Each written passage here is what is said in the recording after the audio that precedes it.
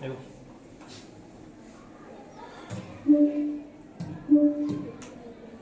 Europe में सब्जियों की खेती को क्या कहा जाता है? ट्रक कृषि। क्या कहा जाता है? ट्रक कृषि। खनन कार्य को प्रभावित करने वाला भौतिक कारक, जो खनन कार्य करने वाला कौन सा कारक है? भौतिक। दो कारक पढ़े थे, एक तो भौतिक, एक है आर्थिक। तो इनमें से कौन सा भौतिक है? खनिज निक्षेपों का आकार, खनिज की मांग, तकनीकी ज्ञान या परिवहन की पूंजी। कौन सा है? खनिज निक्षेपों का आकार। इन भौतिक कौन सा हो गया? निक्षेप, यानी कितने खनिजों का आकार वहां पर जमा हुआ है वो हो गया। तो इसका कौन सा उत्तर होगा? खनिज निक्षेपों का आकार। खनिज की मांग, तकनीकी ज्ञान, परिवहन पूंजी, ये कैसा हो गया? आर्थिक। कौन सा हो गया? आर्थिक कारक। ये भी लगाया जाए खनन कार्य को प्रभावित करने वाले कोई भी आर्थिक कारक बताओ तो कौन सा होगा? खनिज की मांग, तकनीकी ज्ञान, परिवहन व पूंजी। च्युइंगम को चूसने के बाद शेष बचे भाग को क्या कहा जाता है? चिकन। क्या कहा जाता है? चिकन कहा जाता है। और ये किससे प्राप्त किया जाता है? जेपोटा वृक्ष के दूध से प्राप्त किया जाता है। वनों से लकड़ी काटना किस व्यवसाय की श्रेणी में आता है? किसमें आता है? प्राथमिक। प्राथमिक व्यवसाय कौन सा आता है? प्राथमिक। वनों से लकड़ी काट कर लाते हैं, वो किसमें आ गया? प्राथमिक में आ गया। ट्यूलिप पुष्प की खेती के लिए प्रसिद्ध देश कौन सा है? नीदरलैंड में। नीदरलैंड में कौन सी फूलों की कृषि की जाती है? ट्यूलिप के जो फूल है, जो पूरे यूरोप में इसका वहां से निर्यात किया जाता है। प्राचीनतम ज्ञात आर्थिक क्रियाएं कौन सी है? भोजन संग्रह और आखेट। भोजन संग्रह शिकार, आखेट है वह क्या है? विश्व की सबसे प्राचीनतम आर्थिक ज्ञात, मतलब सबसे पहले मनुष्य ने यही शुरुआत की थी। निम्न में से कौन सी एकल कृषि नहीं है? डेयरी कृषि, मिश्रित कृषि, रोपण कृषि या वाणिज्य अनाज कृषि। कौन सी नहीं है? एकल कृषि नहीं है, मतलब एक ही नहीं की जाती है। तो कौन सी है? मिश्रित कृषि। कौन सी नहीं है? मिश्रित, क्योंकि इसमें क्या किया जाता है? कृषि के साथ क्या किया जाता है? पशुपालन भी किया जाता है। ठीक है, तो ये क्या नहीं है? एकल कृषि नहीं। निम्न कृषि के प्रकारों में से कौन सा प्रकार कर्तन दहन कृषि प्रकार का है? कौन सा है? आदिमकालीन निर्वाह कृषि।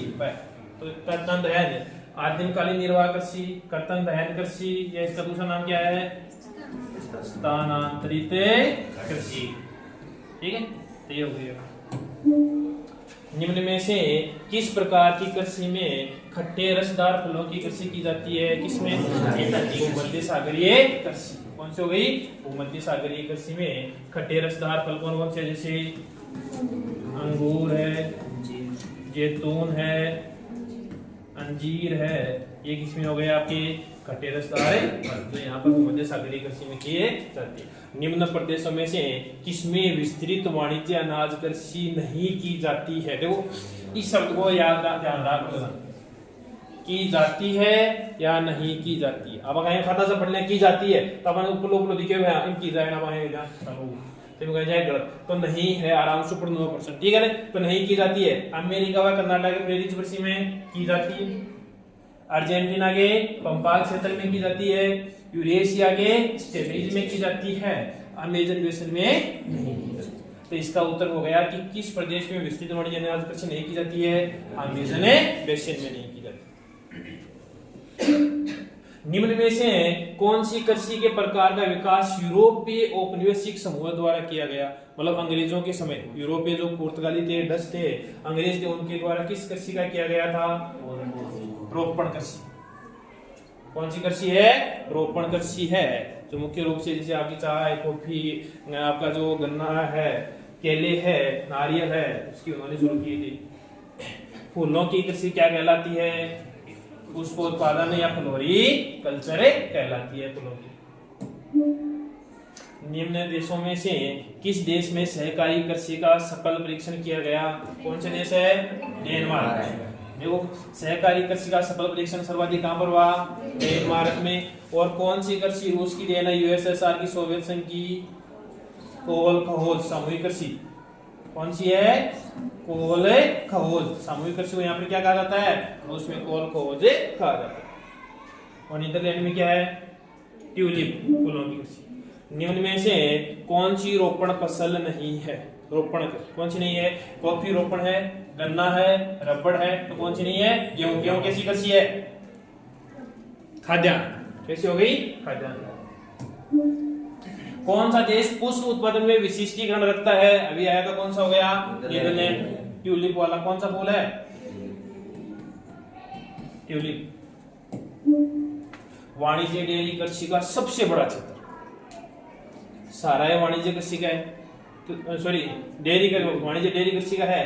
तो जो उत्तरी पश्चिमी यूरोप, कनाडा, न्यूजीलैंड, दक्षिणी पूर्वी ऑस्ट्रेलिया, सबसे बड़ा कौन सा है? अपने तीन प्रकार पढ़े थे इसमें, पहला स्थान, दूसरा और तृतीय। तो पहला किसका था? उत्तरी पश्चिमी यूरोप। दूसरा किसका था? कनाडा। और तीसरा आपका दक्षिणी पूर्वी ऑस्ट्रेलिया। और कौन सा आ गया? न्यूजीलैंड। तो ये हो गया आपका, ठीक है ना। तो इसका उत्तर कौन सा हो गया?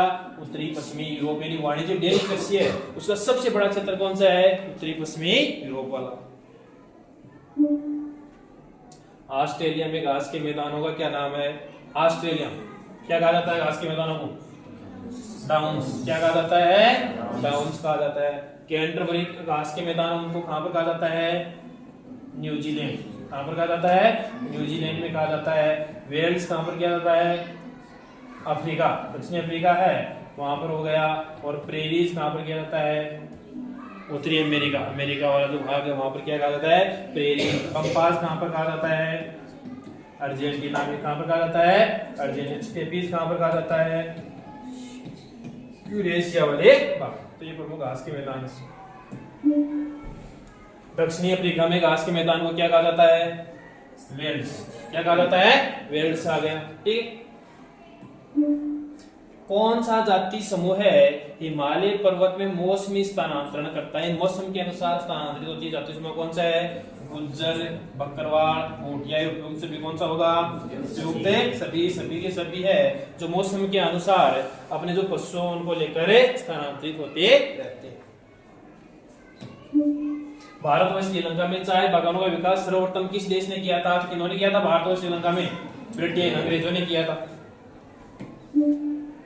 केलों का रोपण है किस प्रदेश में? मतलब केलों का जो रोपण कृषि है सर्वप्रथम कहां पर शुरू की गई थी? पश्चिमी द्वीप समूह। कहां पर हुआ था? पश्चिमी द्वीप समूह में इसको शुरुआत की थी। फैजेंडा खेतों पर किसकी खेती होती है? कॉफी। किसकी होती है? कॉफी। कॉफी के बागानों को क्या कहा जाता है? फैजेंडा। कहां पर कहा जाता है? ब्राजील। विस्तृत वाणिज्य अनाज कृषि की मुख्य फसल कौन सी है? गेहूं। मुख्य फसल कौन सी है? गेहूं। न्यूजीलैंड में घास के मैदान का क्या नाम है? अभी बताया था, कौन सा है? कैंटरबरी। न्यूजीलैंड में क्या है? कैंटरबरी। किस प्रकार की कृषि मानसून एशिया के घने बसे देशों में की जाती है? तो कौन सी हो गई? गहन निर्वाह कृषि। कौन सी हो गई?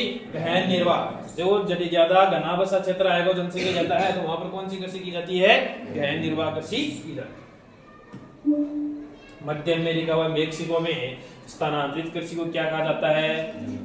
मध्य मेक्सिको क्या कहा जाता है? मिल्पा। क्या कहा जाता है? मिल्पा। जमीन कहां पर कहा जाता है? भारत के उत्तरी पूर्वी इलाकों में, ठीक है। उत्तरी पूर्वी राज्य है, उत्तरी पूर्वी भारत में। लद्दाख कहां पर कहा जाता है? मलेशिया और इंडोनेशिया में कहा जाता है। कुमारी दक्षिणी भारत, ठीक है ना, तमिलनाडु वाला इलाका है वहां पर। मलेशिया और इंडोनेशिया में स्थानांतरित कृषि को क्या कहा जाता है? लद्दाख। क्या कहा जाता है? लद्दाख।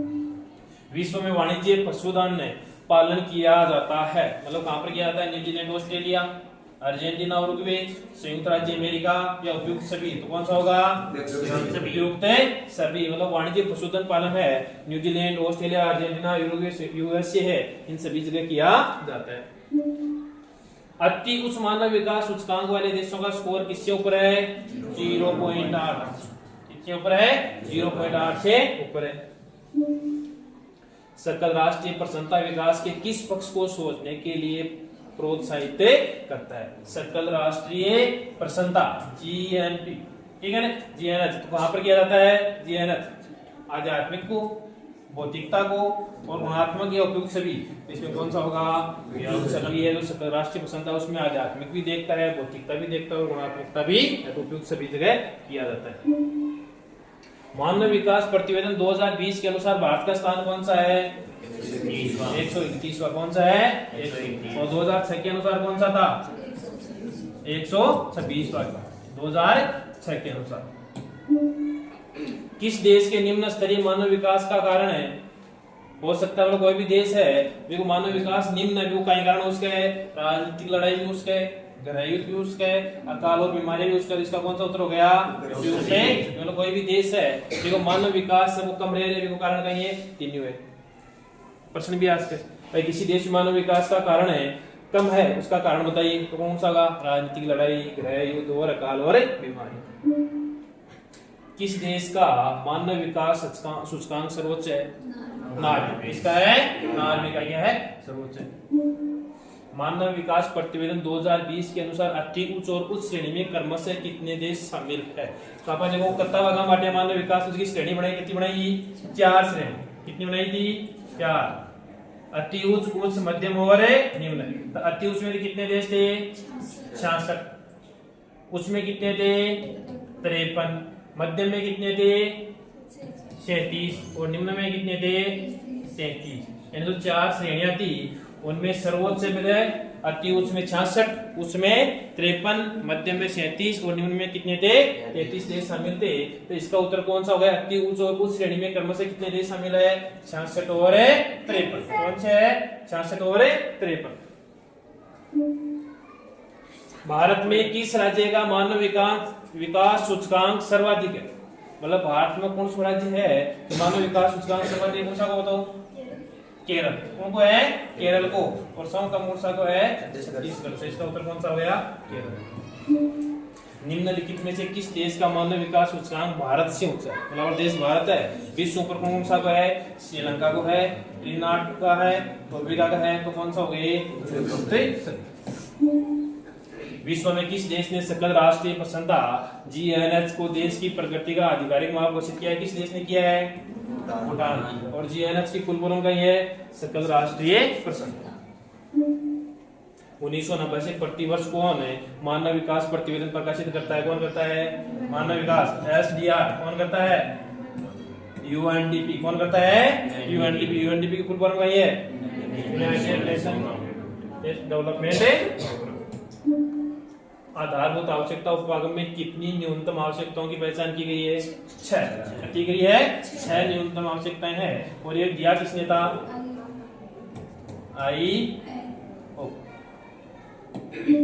अंतरराष्ट्रीय श्रम संगठन ILO द्वारा प्रस्तावित मानव विकास उपागम कौन सा है?